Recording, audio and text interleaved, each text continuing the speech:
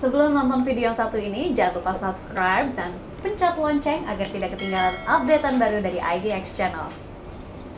Pak Asnawi, kalau kita bicara mengenai festive season lah di bulan puasa dan juga Lebaran, ini sebetulnya kan memang sudah terpola lah setiap tahunnya. Dan kalau kita bandingkan dari sisi produksinya, sejauh mana sisi produksi untuk apakah itu keberadaan dari dagingnya saja, sapi bakalan, ataupun sapi hidup lah. Ini mengimbangi mapping dari festive season tersebut. Sehingga kita kemudian kalau memang produksinya sudah bisa mengimbangi permintaan yang terjadi di festive season tersebut, di momen-momen itu kita tidak perlu melakukan impor, Pak Asnawi. Analisa Anda seperti apa? Apapun alasannya, saya katakan tadi, karena kapasitas kemampuan produksi kita untuk dijadikan konsumsi nasional dari hasil jumlah produksi 18 juta, hanya yang dapat kita jadikan untuk konsumsi nasionalnya bisa dikeluarkan kurang lebih ada di posisi 69,4% dari jumlah tersebut, kurang lebih kisaran antara 3 sampai 3,5 juta ekor. Seperti Baik, itu kondisinya sapi jantan semua ya Pak?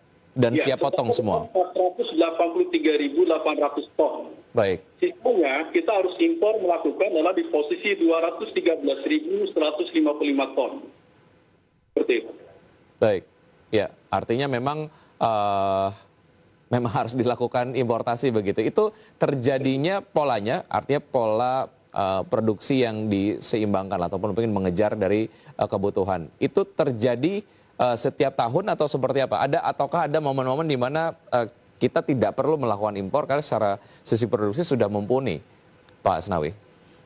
Kalau kita melihat perhitungan angka dari tahun ke tahun, justru tahun ini angka itu cukup sangat bagus.